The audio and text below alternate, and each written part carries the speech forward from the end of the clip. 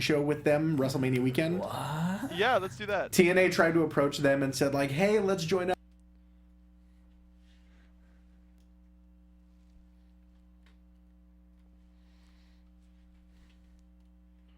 You're tuning in to the online broadcast network, AFTERBUZZ TV. Over 20 million weekly downloads in over 150 countries, and your #1 source for after-show entertainment.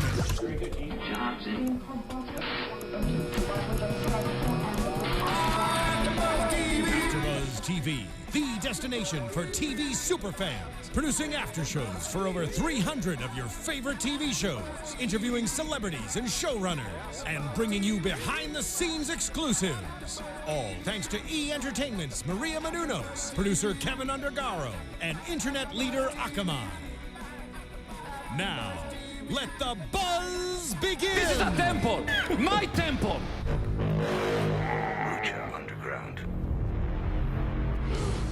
There we go. Get it. Lucha. Libre. Lucha. Libre. Oh, man. See, I'm so used to like songs that keep going. Just repeat it. As we, can we just keep that looping? Loop it. I made it 13 seconds solely for that purpose. I was like, okay, it'll come in. There we go. There we go. Just keep it going. Keep it going, guys. Loop it through the guys, whole welcome to episode 2 of the official Lucha Underground after show right here on AfterBuzz TV. We'll be here every Thursday night. It's Thursday night? Yes, it's Thursday night. We'll be here every Thursday night talking about the entirety of Season 2 all the way up until you know what's coming, Ultima Lucha 2. That's right, our favorite show of the year. My name is Ty Matthews, as always. You can find me on Twitter, on Instagram, at TyMatthewsPMA. It should be right down there with the wonders of technology. Join me, as always, my amazingly talented co-hosts. Who are you guys? Oh, I'm Jared Gilkerson. That's at Gilkerson Radio on Twitter. I'm pumped to talk about this episode, baby. Yeah. And I'm James Franck. You can follow me on Twitter at TheJimboSlice. That's TheeJimboslice. Yeah. Bam. And Jared, now we talked about this a little last week. I'm just laughing. You're Sorry.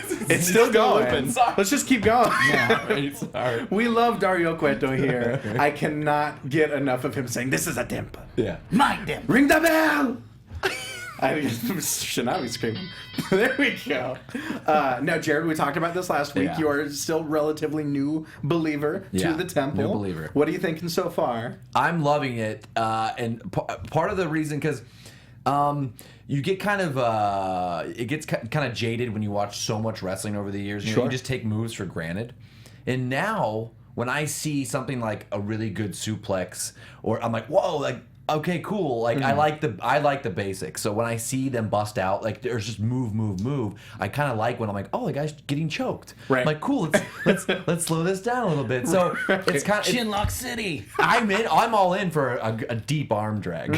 So so everything. I'm like, the senses are heightened. So it's like, oh my god, these fantastic high flying moves, along with like the basics. It's just everything's really exciting. Like, I love this episode. Yeah, you gotta temper really it. good episode. You gotta temper it. Yeah, what'd you think, Jimbo? I loved how it started with like a recap intro and like get us back up to par. Previously and on, just like, man. Yeah, previously on. It's like we said, it's not so much a wrestling show as it is a show about a wrestling show. And Jim Cornette would have some salty words to say about that aspect of it. But that's one of the things that I think we love about that. Yeah. Now let's start off before we get into the episode proper. Let's get into some news, some news and some rumors. AfterBuzz TV News. Man, it's like there's a new sound drop every single show that I do. Love it. I'm so happy.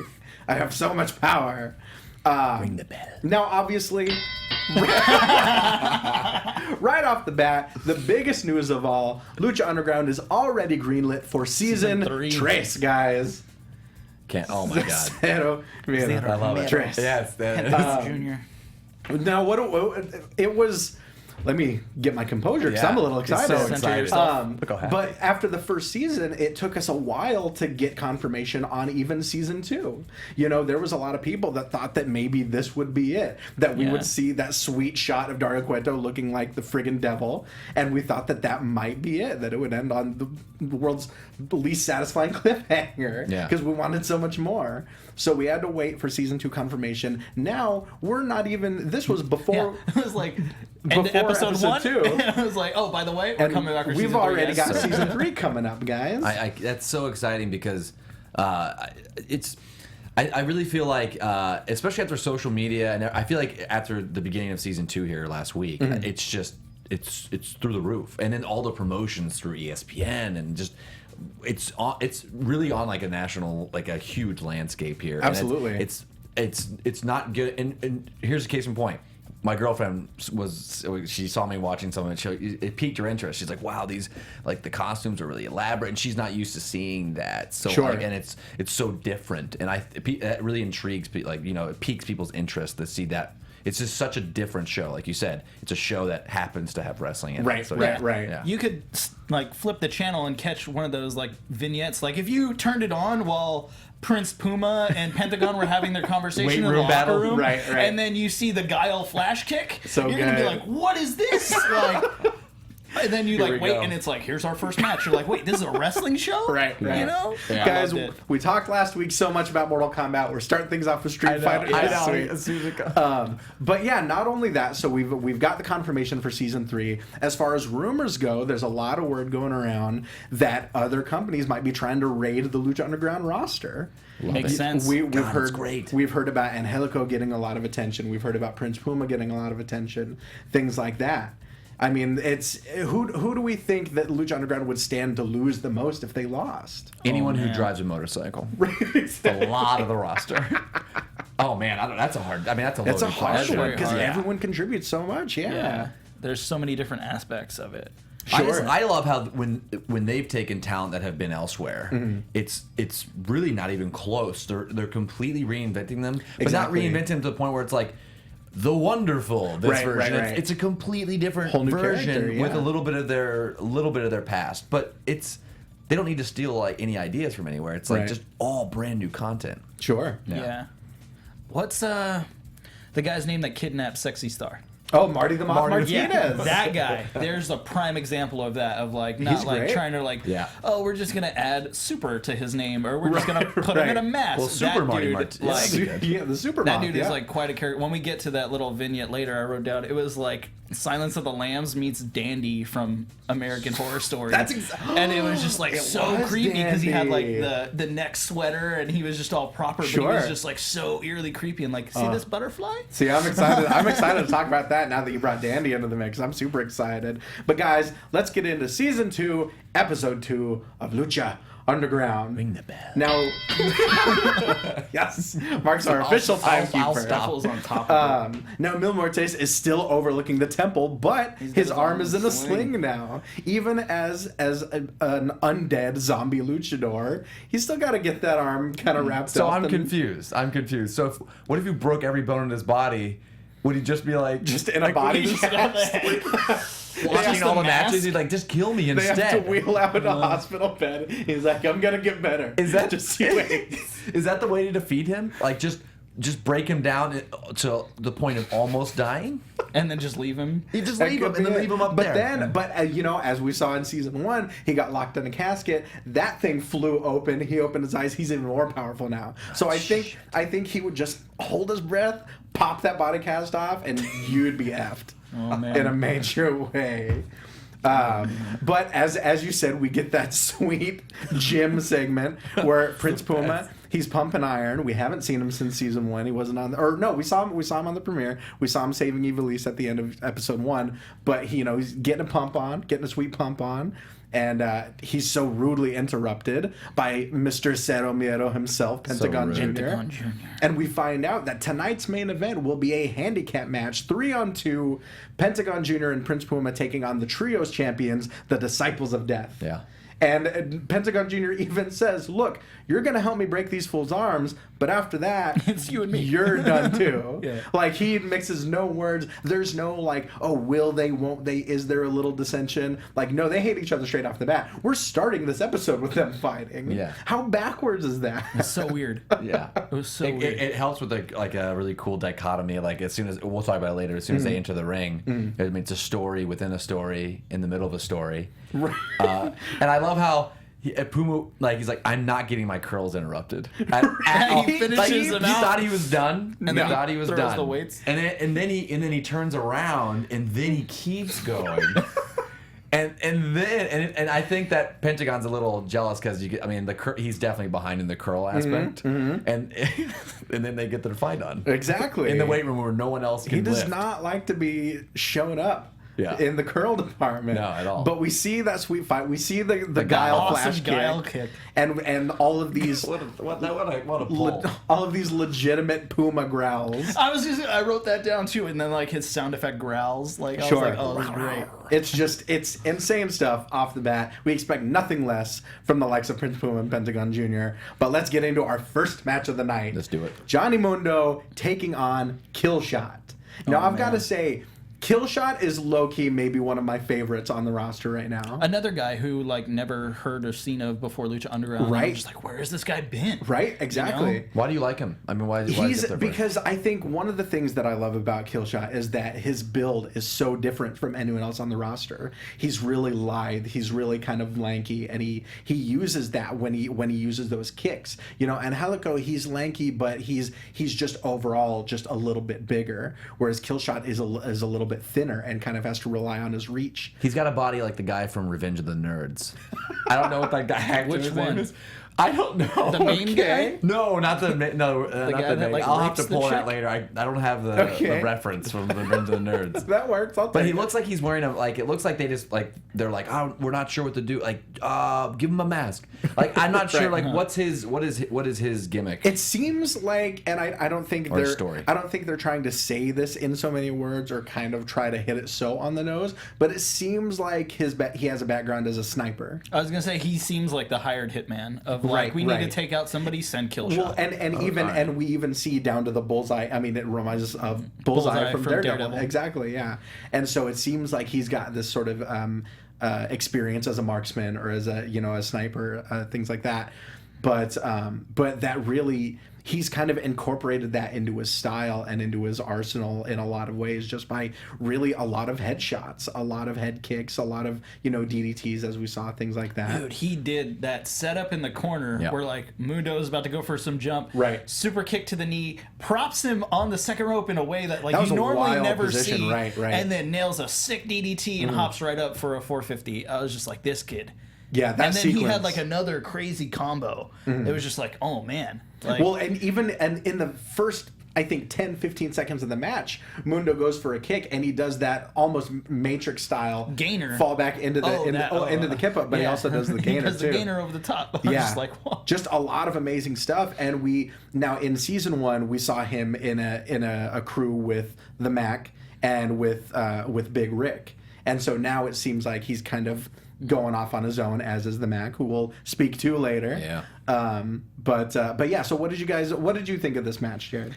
I love seeing Johnny Mundo because I'm really familiar with his history. Sure. And I love seeing a little bit of that, I'll say, like, American style flair and like just an actual entrance. I feel like the one thing that's a little lacking in the show is recognizing a theme, like, oh, it's them. I don't hear it yet because it'll probably click with me a little later. Right. But with at least Johnny, it was, I mean, he had the, like the bedazzled, like, I like that ridiculous. Sure. That's kind of what so I kind of like to see that difference in the ring. You've got kind of a lucha classic, like, lucha wrestler, and then you'll see this guy that's, kind of your typical cocky American fighter, and I love seeing, because he's such an outcast, and then all the chanting of Johnny Zero. Right. I love that. So I love seeing the difference. So he's such an outsider. So it's kind of cool to see that character as an outsider in this wrestling show. Right. And that was such a deep 2 count. The fans even chanting that was 3 after the super kick, the jumping DDT, the 450. I mean, that you would think that was completely done for. Crazy. And I think that does a lot for Killshot as well as a character. Definitely. Because we didn't really see him outside of trios matches in season 1, and so now getting such a close call on one of the main stars of the show is going to do a lot for his standings. Definitely. It's a match where it's such a plus for both of them. Like, you lose, you win, but you each are elevated from it. So. Right, which every match should be. And that's another one of the pros of Lucha Underground, is that even if guys lose, and we'll talk about this a little bit more later, even if guys lose, that doesn't necessarily mean that they're weak or that they're they're not as good. Ty, can we talk about that spear, please? that spear that got, not sure if it deserved the holy S chant that it got. I mean, it was a great spear, a phenomenal spear. Sorry, I'm just making fun of the crowd a little bit. Johnny Mundo hit Killshot with an admittedly dope spear on the outside, but it got such a wild reaction. You would think it was through like a brick wall. Yeah. There was a weird part where like Killshot did like a roll and then jumped up and hit a cutter. Right. But they didn't have like the camera angle right. Exactly. They cut so it was very right weird. at the cutter. I was just like, what just happened? And they're like, oh, what a great cutter. I was like, he just hit a cutter? What just happened? Yeah. So what do you guys? One second. No. What do you guys think of I bring up again the aerial cam, and I don't know if I like seeing a wrestler who's kind of selling injuries and selling being hurt, but then you get that aerial cam and you can almost see in their face like kick out. Like you can kind of see that they're waiting for the kick out a little bit. You know, this happens a lot in the next match. But I don't know. I kind of feel weird. I kind of like that classic side angle with a kick out. And that makes sense, as you know, as pro wrestlers, we're not really trained to be looking for a camera up there, so that's kind of one of the only respites that we really get is during a near fall. But I mean, that's got to add a whole new layer of complexity to ring awareness and to camera awareness. That's a good point. Yeah. You know, I mean, that's like. You really have to be fully aware that anyone could be seeing your face from any angle at any time. Yeah. So you have to be fully immersed in the story and in the character. But I agree. I agree. It's different. It's definitely different. And I think sometimes it does expose things like that. Yeah. Yeah. There was a weird part, I think, in match. It was either in match 2 or match 3 where like they went to the aerial camera. And they showed like the cameramen like running to the ring to get started. Like they didn't have it set over the ring yet, so it was just like, oh, go to the camera. Oh shit, we're not in spot yet. Like, get it into position. Okay, good. Like, so ever the villain, Johnny Mundo.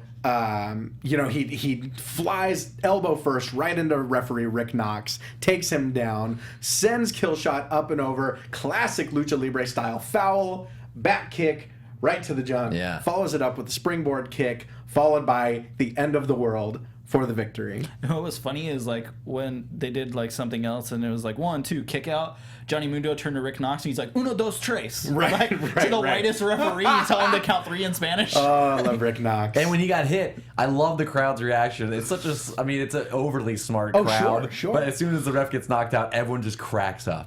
Just laughs. It's great. Rick Knox. I love Rick Knox. I want to get him one of in my here. absolute favorite referee. We should. He's got referee some Rick stories. Knox. Let's get you in here. That'd be great. So after the match, Mundo grabs the mic and he lays claim to a shot, maybe not an official shot, but says, "Look, that earthquake to Mil Muertes, that earthquake that shook you up as a boy, is gonna be nothing compared to the end of the world." And of course, that brings out one of our favorites, the Machine himself, Cage. I thought Earthquake was going to come up, but I remember he's dead. Aww. Yeah. R.I.P. Sorry. Earthquake. Yeah. We love John Tenta. I love him. But the thing that I love about Cage is that Cage is what happened if you took like a cartoon or a TV show that incorporates a wrestling storyline. Like, remember when like Boy Meets World would have a wrestling storyline? Vader. Yeah. But like when a mainstream show would portray pro wrestlers, that's Brian Cage. Like he's every single person's preconceived notion of what a pro wrestler is, but with the added ability of being an awesome wrestler. He's insane. He's so the Swolverine. Just when I the heard 80s. Dude, I popped so hot for that. He's the 80s incarnate between the bald head, the mohawk, the singlet, all of just the plain straight up, I'll break you in half, boy. Like lines like that. Just jacked to love gills. Cage. Just, I love that. Yeah. I mean, I'm all in with the I'm in with the Swolverine. He is a Swolverine. But I'm hoping that he can. What I want to see from him, and I know they don't quite do vignettes, but I mean, come on, put him in the first the scene, the weight room. And have him work on his biceps. Wasn't and that get like the fight. season 1? Where Here's he was, what I want to see. Giant tires. No, here's what I want to see. We talked about Mortal Kombat last week. We talked about Street Fighter at the top of the show. Let's talk about Tekken. All right. Okay. If Prince Puma is king, then Cage has to be Jack, and we need to see a factory just putting together different cages. And he's a machine. That's brilliant. He's a literal machine. We got to get Prototype Cage. We got to get Cage 2. All of that stuff, guys. If you play Tekken, tweet me. Let me know I'm not alone. I love you so much. You know. I call him Charlie Steiner because I think he looks like Charlie Haas and Scott Steiner. Interesting. Okay. And I the can see singlet. that. It's like that. It's that whole vibe. Sure. It is. He stands out completely from everyone else I've seen so far. Yeah, definitely. Yeah. He's a beast. He's just the most American of the American members of the Lucha Underground roster. That's great. He's so good, and just he's got so many different catchphrases. Not to jump ahead too much, but I did attend a set of tapings, and one thing that the crowd absolutely loves doing now is when Cage is in the ring. It's da da da da da. Oh yeah. Terminator theme. And it's so much fun. That's good. It's awesome. The Lucha Destroyer, right? That's what they call him. Yeah, exactly. And so we get Cage going for Mil Muertes, but also facing off with Johnny Mundo. That's another thing that I love is that everyone, whether they're face or heel, has a legitimate beef with Mil Muertes and a legitimate claim to trying to go after that title. He looks so tired about it. He's like, he's a sling. He's so defeated this week compared to last week. He's just like, he's up there, and every time someone says something, he's like, I gotta lean forward and get into this. I'm so hurt. So we see Cage just plow through Johnny Mundo after they exchange words with a shoulder tackle. He gets attacked from behind After the and cheap shot, yeah. Right, he's right, like, right. Oh, I'll teach you a lesson. And just steamrolls him. Just sends him inside Very out. Shao Kahn shoulder tackle. Amazing. It was the shadow shoulder charge. Guys, this is going to be a running theme for the entirety of this season.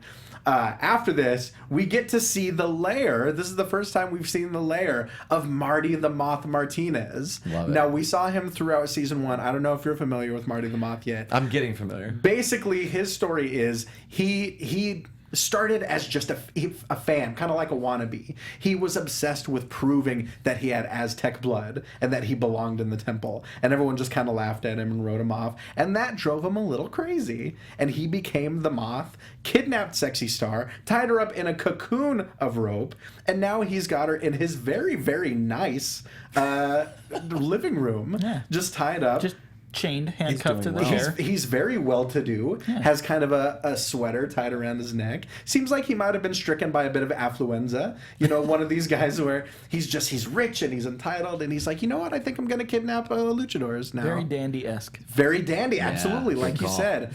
Dandy, I know this isn't the American Horror Story after show, but guys, I loved that season, and Dandy was phenomenal. But that's exactly what it is. He's so giddy about everything, and he's so happy about everything, and he keeps talking about his sister, who I'm very, very excited to see when she finally does appear. Yeah. You know, he mentioned that if you think I'm crazy, wait till you see my sister at the end of season 1. So I'm excited to see what they've got in store for her. Hopefully it's not Victoria. Ooh, interesting. No, I'm kidding. Awesome. I always loved her. I don't know what she's doing now. Oh, Victoria's the best. But Crazy. she can sell Mary crazy. Dobson, right? Crazy Mary Dobson, right? Is I don't- that her name? Well, that Madman Pondo's lady, right? right. I don't know. Is it going? I don't there? know if it's her, but I'm just trying to think of like crazy female wrestlers that would fit this role. Right. You know, whenever I think of crazy female wrestlers, Daphne is the first one that pops I in my love head. Daphne. She was so good. Her, David Flair, and Crowbar. I loved that whole Amazing. era. So good. So good. But yeah, so I'm definitely curious. And this scene, just speaking from a kind of a cinematic. Cinematic. The cinematic. There we go. You know, words and stuff. Movies. But just from that kind of a viewpoint, I loved the cinematography and the colors that they used, and especially just the performance on So creepy. on Marty the Moth's side. Very yeah. creepy. Very, like you said, very kind of Buffalo Bill. Like, Yeah. was you a great big fat person? Worry. Would you? I love it. Worry. Oh, guys. But I'm interested because I'm not as familiar with him, so I don't know like what his. I haven't seen him fight. I don't know what like his finisher is. I don't know Right. his setup. So I'm really excited to see like what his Yeah, moveset definitely. is. That's what I like to wait Yeah. for. So it's gonna be a lot of fun seeing where this story kind of unfolds. Elsewhere, we've got a brand new competitor. A challenger appears, guys. We've got the Darewolf PJ Black, and we find out he's addicted to adrenaline and he's addicted to taking chances and taking risks. And we see him like fighting these masked biker Like luchadors. he's driving a motorcycle, and then two people pull up next to him, and you think they're part of his crew. And then he pulls over to the Pink Motel, gets off his bike, and is like, "Okay, we're doing this." Thing. Right. You know, and then he just starts to fight these two biker guys. And But you're what like, I love, what is going on? What I love about this is that they had masks on underneath the helmets. Yes, that was great. Like, They're really good at- these. yeah. Are just luchadors in life. Like they just live that way. Like juggalos. Exactly, much like juggalos. Speaking, what a segue! And because we've got the Chocolate Juggalo himself on the air. You know, we saw the debuting PJ Black, but he would make his debut against, guys, it's the return of the Mack. Return. We got the Mack live. What's happening, Willie? Willie Mack. Not much, chilling at the house, watching some Metalocalypse. He's watching Metalocalypse. I forgot Willie loves Adult Swim. Nice. But guys, if you don't know, Willie Mack is one of the most preternaturally gifted, talented performers I've ever met in my life. Such a good performer. Willie, he won't tell you, but it's true. Now, Willie, tell us a little bit about working with PJ Black. This is your first time working with him, right? Yeah, it was pretty cool because I seen like a bunch of his stuff and I was surprised I got in there and tangled with him, and it turned out pretty good from what people say. Yeah, definitely. How do you think your guys' styles meshed? Pretty damn good. We didn't have like no slips up or nothing like that, and I guess it delivered. Mm-hmm. Now, we saw you all throughout season 1. Tell us what it was like getting to work with Killshot, getting to work with Big Rick. Oh, it was pretty cool. But it was funny how they stuck all the black dudes together, but it's all good. A good experience, because I think me and Killshot was a good team on our own, but then they added in Big Rick, and hey, Ezekiel Jackson, it's all about that domination, so I was cool with that. That's right. I love that theme song. This is what you call domination. So he knows good. all the words to the that. Brawl for All theme, absolutely. But that's that's it. Yeah, they sampled the Brawl for All theme. But that was one of the things that I loved about that trio is that between Mack, between Killshot, between Big Rick, it was such different styles and such dynamic styles that all kind of complemented each other. You know, we had Killshot was kind of, you know, the smallest of the three, and he would use a lot of high flying stuff, a lot of kicks, stuff like that. Willie obviously being a crazy hybrid of high flying, of strikes, of power, and then of course Big Rick being the muscle of the three. You know, I just love seeing them kind of get in there and tear it up. Now, Willie, one thing that I wanted to ask you is that, you know, you were trained at WPW, Lucha Libre style. Now, how did you kind of draw upon your experience as, I guess, a quote-unquote classically trained luchador as part of the Lucha Underground roster? Well, I guess it fit in kind of perfect because everybody knows, well, not everybody, but some people who know me, I trained lucha my first year of wrestling and then North American wrestling right after. So when I got in there with those luchadors, they were surprised I could keep up. I'm like, what you thought I was going to be slow and be like, bubbling around the ring? Oh, I can't do business, son. Now, how is it challenging kind of having to switch gears basically if you were in there with an American style wrestler versus if you were in there with a classic luchador? No, not really. They just know to keep up with me and I keep up with them, and it's all good. Nice. Now, we know that you know, obviously the crowds, the fans of Lucha Underground are insane. You know, they're so supportive and they're so just kind of emphatic about this product. What would you say, you know, that being on Lucha Underground and this sort of exposure has done for your career so far? Well, it's funny when you walking through like Walmart or Dollar General or anywhere, they're like, hey, you the Mack from Lucha Underground, right? I'm like, damn straight. So it's pretty good to like people who probably never even watch wrestling, because people who don't watch wrestling will watch Lucha Underground and they say they love it, and that's the best thing that they're watching so far. So it's done me some good exposure, more than I already had. Yeah, definitely. And what do you think it is that makes Lucha Underground so popular that has made people kind of fall in love with it? Wrestling. Real wrestling. It ain't like no talking for like, say you got a 3-hour show and you only see like 1 or 2, 3 good matches. Lucha Underground, you get a good match from the beginning to the end, and you got the promos in between that don't take up that much time. So I guess that's what people like, because it's like instant. It's just like Twitter. Like you send a tweet, people gonna see it. When you see our show, we gonna deliver right after we do a promo or something. It's all action. Yeah, definitely. It's a really good point. Mm-hmm. So there's no time to be like, oh, I want to change the channel. Exactly. Like, what the hell is this? It's just all 100 miles an hour the whole time.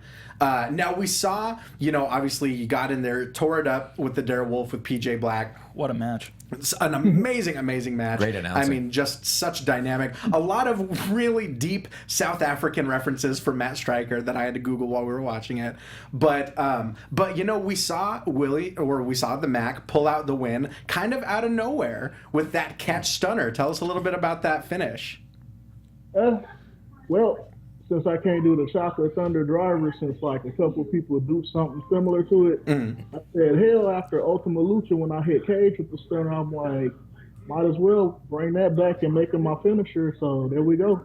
There we go. And that was, guys, if you didn't see Ultima Lucha, there's such an amazing moment from Mack's match with Cage where he's got 2 beers in his hands, slams them together, hits Cage with a stunner, full-on Austin style, head wagon, gets right in his face.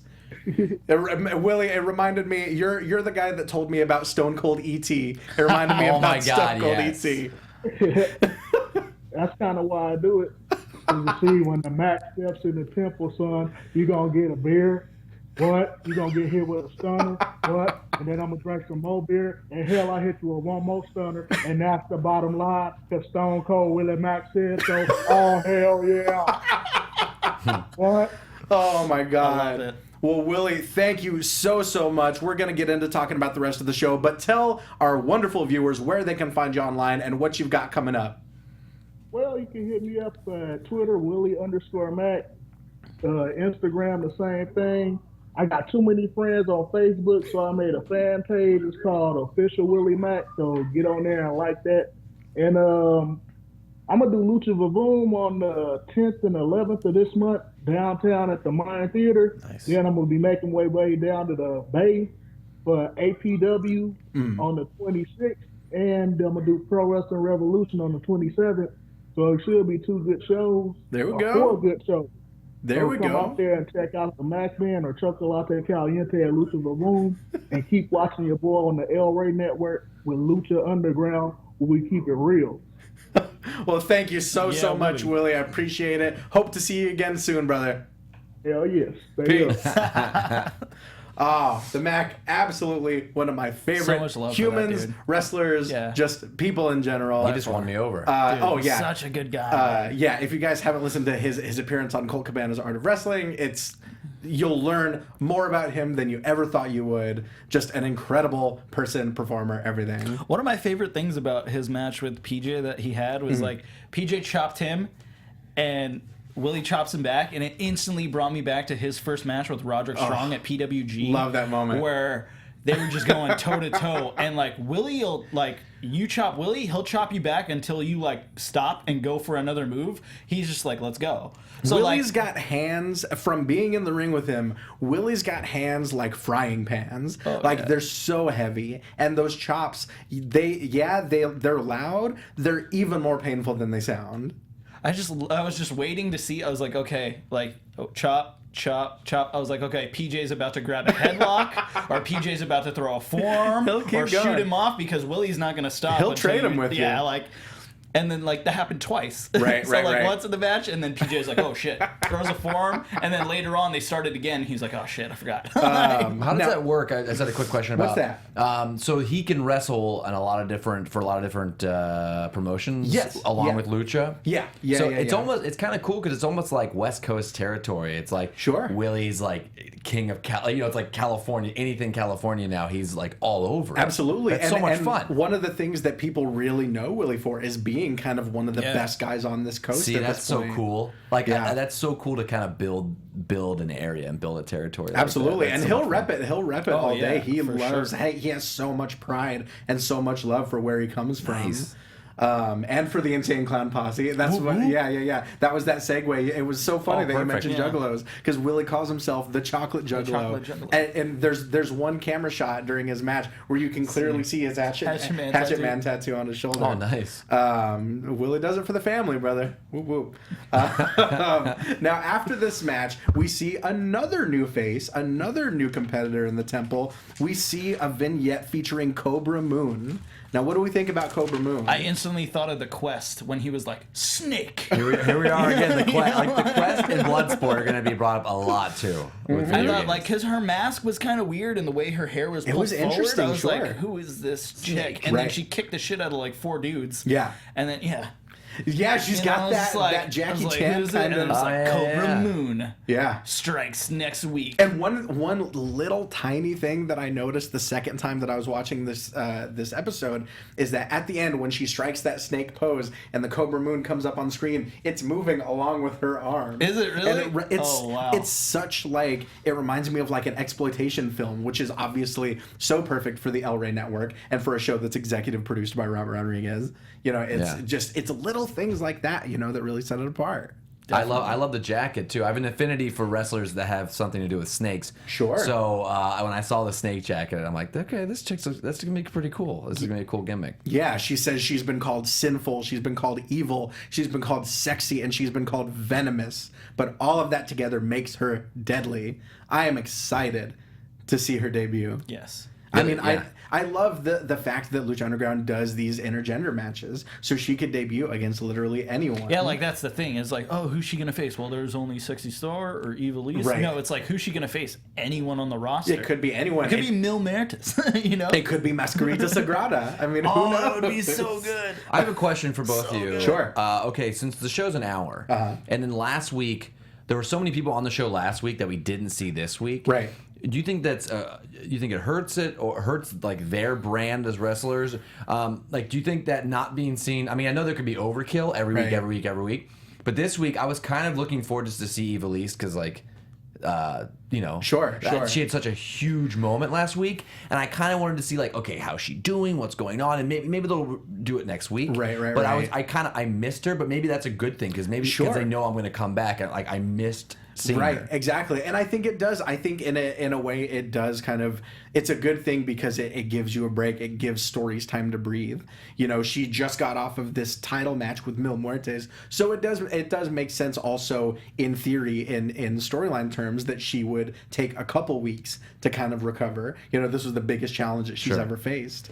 So I think there's pros to that. What were you going to say, Jimbo? Real quick, not to like backtrack, but we see this awesome vignette for PJ Black, right? Mm-hmm. And then it goes into a match with Willie Mack. Mm-hmm. In any other Fed, you would automatically assume, well, he's going to fight a dude who's already standing in the ring, who doesn't get an entrance. Right. He's going to come out and win. So then to see a top name guy like PJ Black go in and lose to Willie. And that was another thing. So awesome. I'm glad you brought that up because that is such a unique thing that we don't usually see. It's like you said, we always expect if someone's debuting, they're for sure going to win and they're going to win decisively. But in this, PJ Black got caught with that stunner coming off the ropes, and not only did he lose, but he didn't look any worse for it.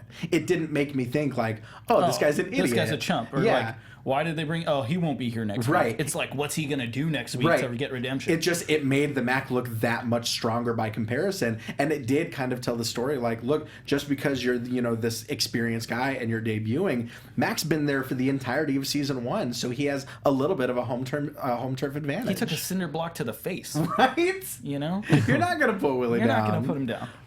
I know that you're pressed a little bit with time and everything, but I know that part of the charm of the show is that it's a small arena, it's underground. It's like it's something that you shouldn't be seeing.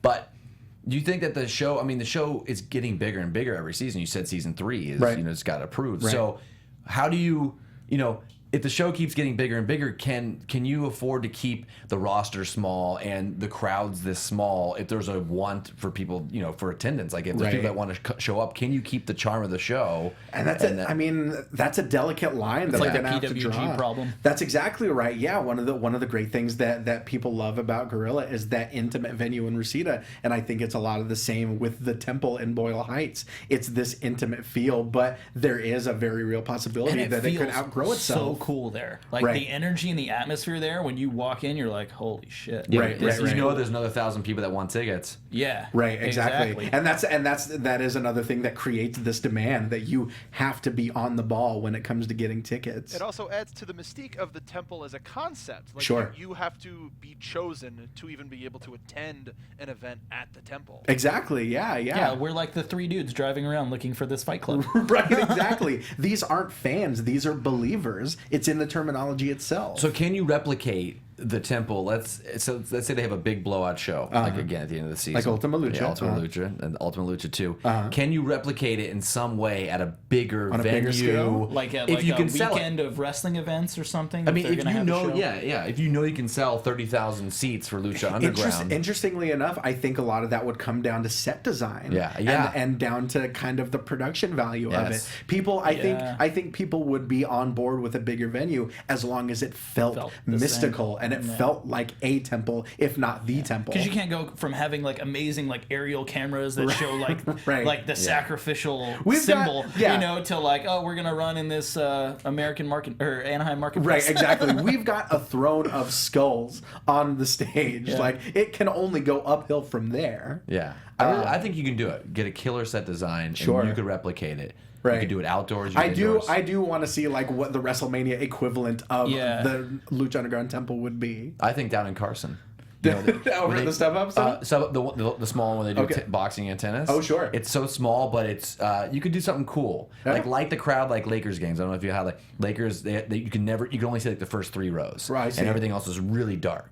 So you know how in other wrestling shows you go to their house shows, everything's lit up and you can see signs. And you make it just so you hardly can see the crowd. Like you can really make it. I think you can make it happen. Yeah. It could definitely. We're getting excited. Guys, I'm excited. Yeah, who knows? Season 3, who knows what that's going to bring. But guys, let's get into the main event of the evening. Handicap match action. We've got the Trios champions, the Disciples of Death. D&D. If you don't know, that's Trece, Barrio Negro, and El Sinestro de la Muerte. Who's the one that likes to wear a lot of clothes? That would be Barrio Negro, I believe. He's the one that wears the top. He's working on his physique. He's working on it. For a split second, I thought they were the Young Bucks in masks because they kept throwing super kicks. Oh, that's true. They're throwing they so many super kicks. kicks. I was like, are these? Is that the Bucks? But the Disciples of Death, accompanied as always by Katrina and that Rock, as always, taking on the team of Prince Puma and Pentagon Jr. Who changed his mask? Yeah. He's got. I wonder how many. He's got a lot of different masks. Those things are not cheap, dude. No. Yeah, no. Dude, he sells them for like $200 each. Jesus Christ. All right.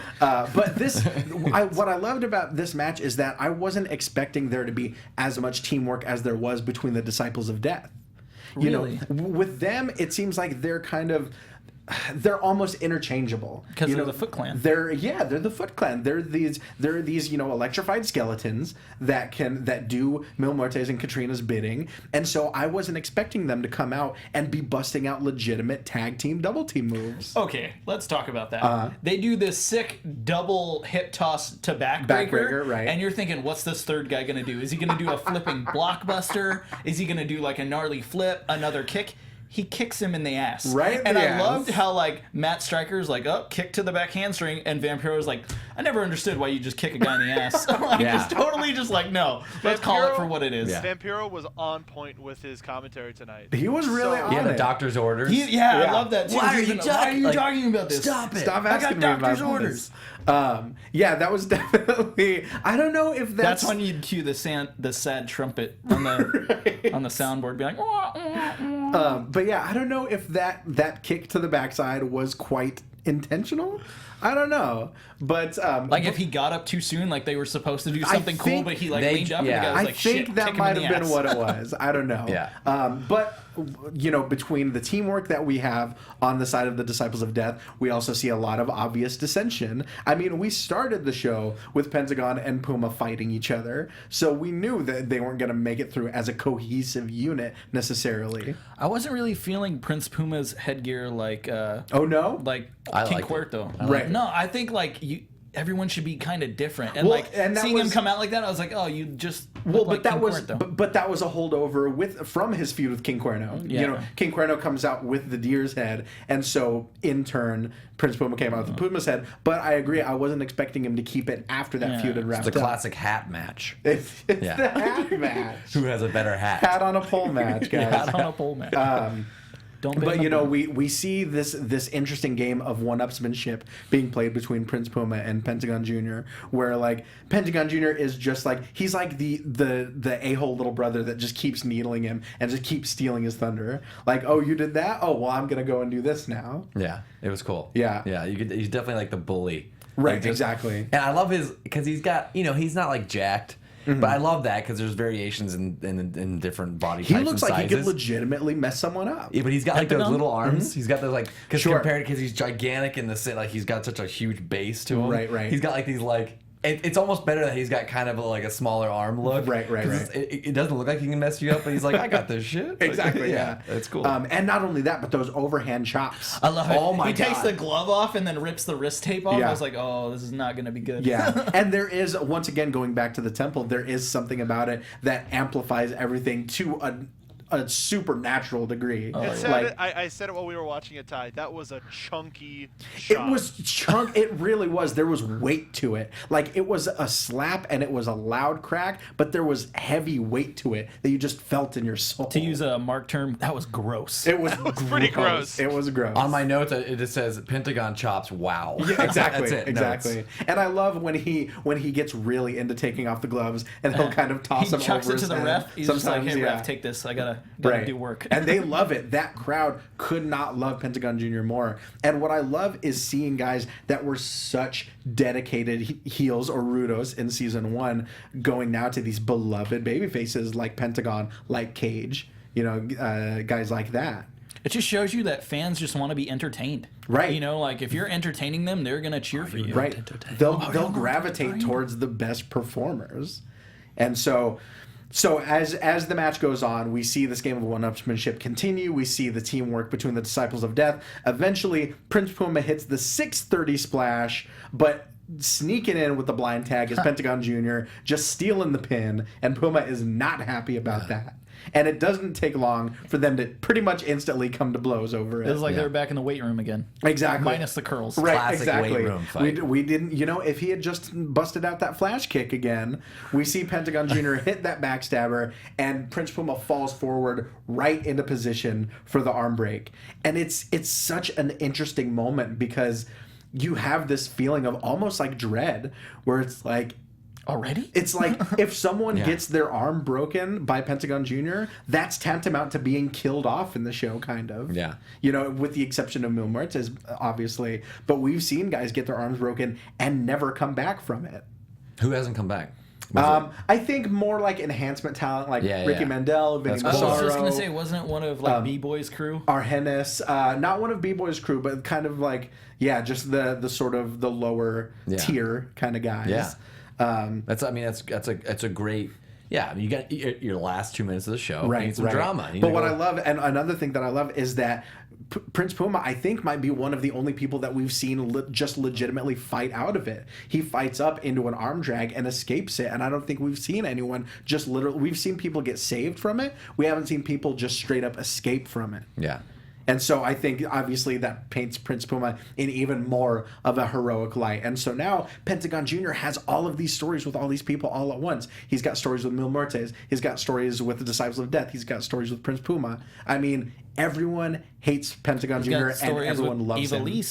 With Ivelisse, absolutely. I mean, you can see on Melissa Santos's face when she announces him that there's kind of lingering animosity, obviously, between them. You can see everything on her face when she announces everybody. Right, exactly. It's like one eye. It's like, ah. Yeah. But to wrap up the show, and I love that they have mid-credit scenes and end-credit scenes. I said this last week, but it's even better. We see the continuation of the tale of El Dragon Azteca. At the end of season 1, Black Lotus killed the original Dragon Azteca. Straight up killed him. That's the second time someone's literally died in Lucha Underground. Black Lotus killed him, but now we see his protege. We see El Dragon Azteca Jr., but off screen, Who's telling we this hear story? a very familiar voice as his mentor. He says, and this voice says, I was the one that was supposed to take Dragon Azteca's mask, but I chose my own path. And I'm pretty happy with the mask that I chose. Enter Rey Mysterio. Yeah. Woo! I mean, and what a camera shot that it was, just coming out of the shadows. Yeah. Just that it's such an iconic mask. What did you think of that, Jaron? I'm not as familiar with who was killed off last season. Well, Dragon Azteca is, I believe, a creation of Lucha Underground. So I don't think he was an existing character. Okay. I love Rey, and it looks like he's back in shape, from things that you've seen, and everything. Because it's tough. because when you're in the game for so long, it's like he's older now. He's like, but was he around last season? Rey Mysterio? No, this is all brand new. I don't know what they're gonna do with him because he obviously teased his past a little bit. You know, like, oh, I went on a different path. Sure. You know, I was ignored in WCW. No, but that was a great path. Sure. But I don't know what the heck they're going to do with him because it looks like he's going to be kind of a managerial role. But he'll come out every now and then. I just don't know. But I'd love to see him kind of in that role to see if he can pull it off. Sure.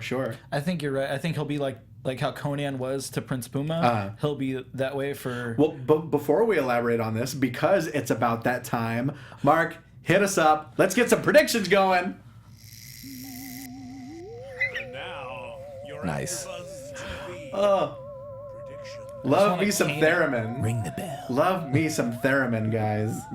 Like it feels like it's an Ed Wood movie in here when that happens.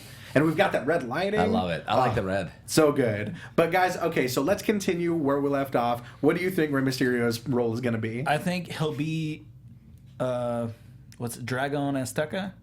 Is how you say it? I think he'll be like his mentor. Okay. Until like he gets taken out with a broken arm, and then Rey has to step in the ring and go against like Pentagon. Ooh, or interesting. Like, okay. I really want to see Pentagon versus Willie too. Sure. I want to see that down the Absolutely. line. I think that'll be great. But Right. yeah, I think he'll be a mentor, but eventually we'll get in the ring. But like you said, like he's in his later years. Who knows what kind of a shape his knees are in? You know, like how much he could really do. But I definitely think he's gonna mix it up. For sure. Yeah. Jared, predictions. For Rey. For Rey or anyone. We'll just stick with Rey. Okay. I want to see him as a manager. I want to see if he can pull it off. The promo was really cool. But I'd love to see him, and I think it'd be good for the brand. I know that they're showcasing a lot of younger guys, but I think it'd be kind of cool maybe to have him win the title at some point and then put over someone big later in the show. Okay. But I think he's got enough left in the tank to pull off a few more matches, you know, and you know, you don't have to do anything long. Sure. Have him win the title legit. Everyone would love it. That's huge press for that. And then, you know, have him put over someone, you know, later on. Like Cage. Sure, yeah. Now, I think, in terms of my predictions, I think we may see some interaction between him and the other top technicos on the show, namely Phoenix and Prince Puma. You know, maybe, I don't know where Dragon Azteca Jr. fits into all of that. Maybe they form kind of a stable. Who knows? But I think we might see him more in multi-matches first before we see him kind of go out on his own and maybe go after the championship. Yeah. That'd be so Makes cool. sense. So who knows, guys? That belt's gigantic. Right? It's Yeah. a giant belt. it's huge. So You should've much saw the Aztec one- gold. Yeah. In first season, they had a belt, and Brian Cage ripped it in half. Oh my god, I love this guy. This guy is just shooting up the top of my list. Cage's the best. He's man. Wolverine. He's I'm not a man, I'm a machine. He's a machine. He's got so many catchphrases, and they're all designed to make you love him even more, and it works. Yeah. But guys, once again, so much to talk about after only 2 episodes. But for now, we're going to wrap this up. We're going to be right back here, same time next week, 10 p.m. Thursday night, talking about episode 3. But for now, guys, where can they find you? You can find me on Twitter at @TheJimboSlice. You can buy this documentary at highspots.com or tweet me and buy it from me, and I'll send you it signed with some goodies. Brian Cage is in this. Willie Mack is in this. There you go. Who's your favorite wrestler? My favorite? I'm sure he's in this. My favorite. Ooh, I don't know. I don't know. Man, I'm a big. You know what? I'm a big Kevin Steen fan, and he's in that. He's in that for sure. Absolutely. I love it. That's a great DVD. Check it out. At Gilkerson Radio on Twitter. And if you love old school 80s and 90s wrestlers that are just jacked up, hit me up because I'm pumped about Cage. Absolutely. Yeah. And as always, you can find me on Twitter, on Instagram, at Ty Matthews PMA, as well as various other after shows on the AfterBuzz TV network. You got Monday Night Raw, you got The Magicians, you got Pitch Slapped, you got this, Lucha Underground, you got Second Chance on Sunday. Guys, I'm like the NWO, I'm taking over.